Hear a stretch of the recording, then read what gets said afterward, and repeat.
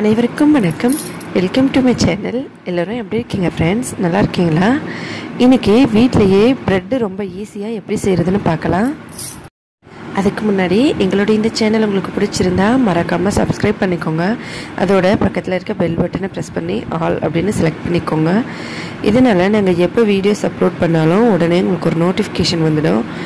எங்களோட எல்லா வீடியோஸும் நீங்கள் மிஸ் பண்ணாமல் பார்க்கலாம். கோதுமை மாவில் இட்லி பாத்திரத்தை வச்சு ரொம்ப ஈஸியாக செய்யலாம். முதல்ல இங்கே பார்த்தீங்கன்னா ட்ரை ஈஸ்ட் வச்சுருக்கோம். இது நிறைய ஃப்ரெண்ட்ஸ் வீட்டிலையே வச்சுருப்பீங்க. ஒருவேளை இது என்னன்னு தெரியாதவங்க பார்த்துக்கோங்க. இது ஆக்டிவ் ட்ரை ஈஸ்ட் அப்படின்னு சொல்லுவாங்க.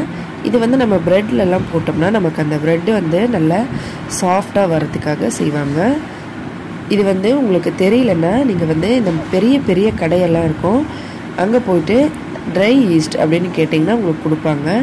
இதோட விலை பார்த்தீங்கன்னா ஒரு 38 ரூபா அந்த மாதிரி, இல்லை 35 ரூபா அந்த மாதிரி இருக்கும். ஒரு ப்ராடக்ட் ஒரு ரேட்டில் இருக்கும். நீங்கள் ஒன்று வாங்கினீங்கன்னா உங்களுக்கு ஒரு 5-6 டைம் ப்ரெட் செய்கிறதுக்கு யூஸ் ஆகும். பாருங்கள், இது நம்ம 1 ஸ்பூன் அளவுக்கு தான் யூஸ் பண்ணுவோம். இந்த மாதிரி தான் இது இருக்கும். ஒரு தடவை யூஸ் பண்ணிவிட்டு அப்படியே இதை நம்ம வச்சுட்டு திரும்பவும் எப்போ யூஸ் பண்ணுவோமோ அப்போ எடுத்துக்கலாம். 1 ஸ்பூன் எடுத்தாலே போதும் நம்ம ஒரு தடவை ப்ரெட் பண்ணுறதுக்கு. இந்த மாதிரி தான் இருக்கும். ஆக்டிவ் ட்ரை ஈஸ்ட் அப்படின்னு சொல்லுவாங்க. இப்போ சாஃப்டான சுவையான ஹெல்த்தியான கோதுமை மாவு ப்ரெட்டு தான் செய்ய போகிறோம். அதுக்கு முதல்ல பார்த்திங்கன்னா 1 கப் அளவுக்கு கோதுமை மாவு எடுத்துக்கலாம். எந்த கப்பில் கோதுமை மாவு எடுக்கிறோமோ அதே கப்பில் 1 கப் அளவுக்கு மைதா எடுத்துக்கலாம். நம்ம கடையில் வாங்குகிற ப்ரெட்டு பார்த்திங்கன்னா வெறும் மைதாவில் தான் செய்வாங்க. அந்த மாதிரி நம்ம வீட்டிலையே செய்யணும் அப்படின்னு நினச்சிங்கன்னா நீங்கள் வெறும் மைதாவில் செய்யணும்னு நினச்சா இதை 2 கப்பு மைதாவே எடுத்துக்கலாம். நம்ம கோதுமை மாவு கலக்கிறதுனால 1 கப் கோதுமை 1 கப்பு மைதா மாவு அந்த மாதிரி சேர்த்துருக்கோம். இதில் 1 ஸ்பூன் அளவுக்கு சர்க்கரை எடுத்துக்கலாம். இதோடவே போட்டுடலாம். அதோட 1 ஸ்பூன் அளவுக்கு ஈஸ்ட் சேர்த்துக்கலாம். 1 ஸ்பூன் சேர்த்தா போதும். ரெண்டுத்தையுமே கொஞ்சமாக டேஸ்ட்டுக்கு உப்பு சேர்த்துக்கலாம். சும்மா ஒரு 2-3 சிட்டிகை அளவுக்கு சேர்த்துக்கலாம். 2 கப் மாவுக்கு இந்த அளவுக்கு போதுமானது. இதையும் சேர்த்துட்டு சுடுதண்ணி நம்ம கையில் தொட்டால் நம்ம கையில் சூடு ரொம்ப அதிகமாக இல்லாமல் நம்ம கை வச்சா தாங்குகிற அளவுக்கு சூடோட கொஞ்சம் தண்ணி எடுத்து வச்சுருக்கோம். இந்த தண்ணியை ஊற்றி தான் நம்ம பிசையணும். இதை முதல்ல மிக்ஸ் பண்ணிக்கலாம் 1 ஸ்பூன் வச்சு. ஆல்ரெடி சப்பாத்தி மாவு எப்படி பிசைகிறதுன்னு சொல்லி நம்ம வீடியோ பார்த்துருப்போம் மிக்சியில். ஆனால் இதை நம்ம மிக்சியில் பிசைய முடியாது, ஏன்னா மைதா மாவு இழுக்கும் ரொம்ப. அதனால் நம்ம இதை கையிலையே மிக்ஸ் பண்ணி அதுக்கப்புறம் கையிலையே பிசைஞ்சிக்கலாம். இந்த மாதிரி மிக்ஸ் பண்ணியாச்சு. இப்போ அந்த சுடுதண்ணியை கொஞ்சம் கொஞ்சமாக ஊற்றி நல்லா ஒரு சப்பாத்தி மாவு பதத்துக்கு இதை ஒரு டோ மாதிரி பிசைஞ்சு நம்ம எடுத்துக்கலாம். நல்லா சாஃப்டாக சுடுதண்ணி தான் ஊற்றணும். பாருங்கள், இந்த மாதிரி நம்ம பிசைஞ்ச பிறகு இதில் ஒரே 1 ஸ்பூன் அளவுக்கு எண்ணெய் விட்டுக்கலாம். எண்ணெய் விட்டுட்டு இந்த மாதிரி நல்லா ஒரு 5 நிமிஷம் இந்த மாதிரி சும்மா நம்ம லைட்டாக இப்படி பிசைஞ்சு விட்டோம்னா அது நல்லா சாஃப்ட் ஆகிடும். பாருங்கள், இந்த மாதிரி பிசைஞ்சிக்கலாம். இது நல்லா நம்ம எல்லாத்தையும் பிசைஞ்சிட்டு சும்மா கொஞ்சம் எண்ணெய் விட்டுட்டு கையில் அப்படியே ஒரு 5 நிமிஷம் மெதுவாக பிசைஞ்சோம்னா அது நல்லா சாஃப்டாக ஒரு டோ மாதிரி வந்துடும். அதுக்கப்புறமா நம்ம இதில் ப்ரெட்டு செஞ்சோம்னா ரொம்ப சாஃப்டாக இருக்கும். நம்ம இதில் எக்கு தயிர் இந்த மாதிரிலாம் எதுவும் சேர்க்காமல் செய்கிறோம். அதனால் ரொம்ப சாஃப்டாக வரத்துக்கு ஒரு 5 நிமிஷம் நல்லா பிசைஞ்சிக்கலாம். இந்த மாதிரி நல்லா ஒரு ரவுண்டாக ஒரு ஷேப் மாதிரி பண்ணி வச்சுக்கலாம். இப்போ ஒரு பாத்திரத்தில் கொஞ்சம் எண்ணெய் தடவி அதை இந்த மாதிரி எல்லா இடத்துல ஸ்ப்ரெட் பண்ணிவிட்டு அதுக்கப்புறம் சும்மா கொஞ்சமாக மாவு இந்த மாதிரி தெளித்து விட்டோம்னா நம்ம அந்த ப்ரெட் செய்யும் போது அதில் ஒட்டாமல் வரும். அதுக்காக தான். இப்போ நம்ம ஏற்கனவே செஞ்சு வச்சுருக்க இந்த மாவை அப்படியே எடுத்து நம்ம எண்ணெய் அதுக்கப்புறம் மாவு ஸ்ப்ரெட் பண்ணி வச்சுருக்க அந்த பாத்திரத்தில் வச்சுக்கலாம். இது இந்த மாதிரி கொஞ்சம் எண்ணெய் கொஞ்சம் மேலமாக போட்டு இப்படி தடவிடலாம்.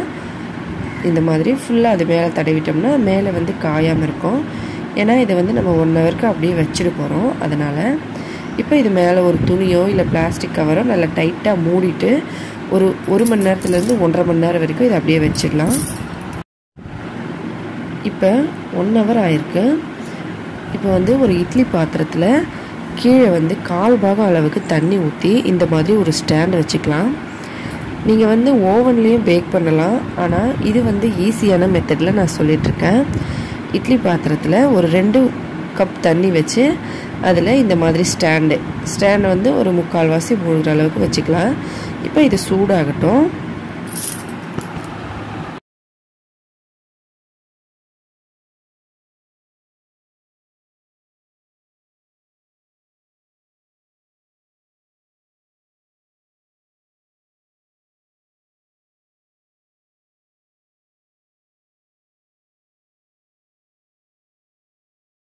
அதில் அப்படியே இதை வச்சிடலாம்.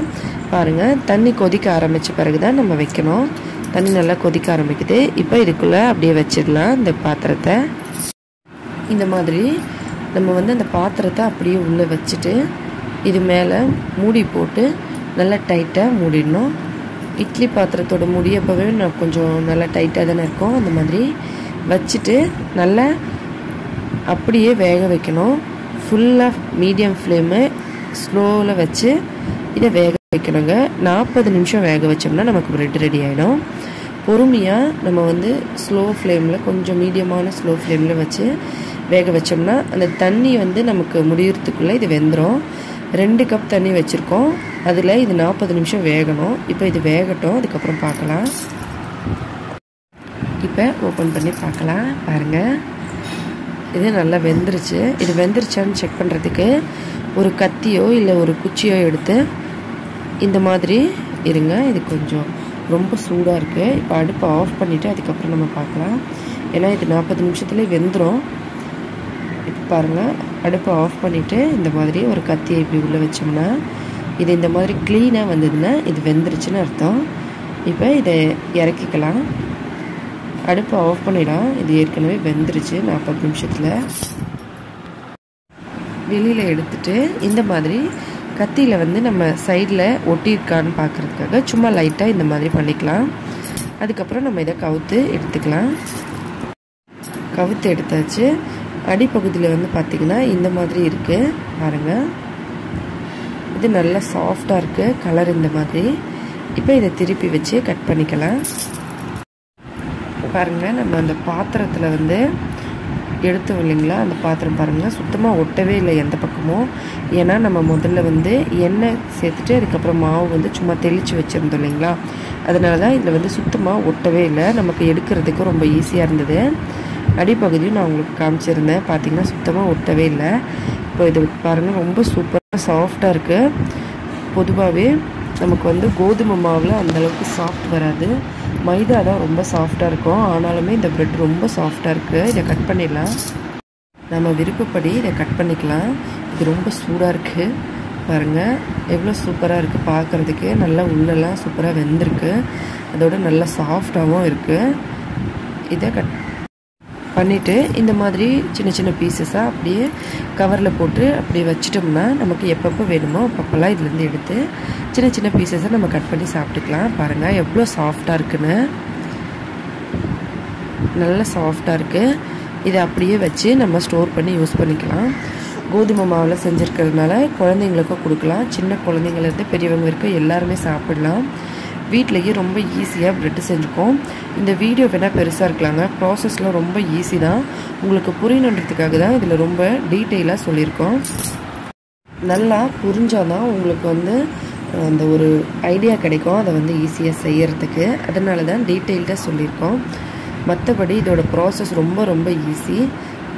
நமக்கு ஓவன்லாம் தேவைப்படாது. இட்லி பாத்திரம் இருந்தால் போதும். கோதுமை மாவு வச்சு ரொம்ப ஈஸியாக செஞ்சிடலாம். கண்டிப்பாக ட்ரை பண்ணி பாருங்கள், உங்களுக்கும் ரொம்ப ரொம்ப பிடிக்கும்.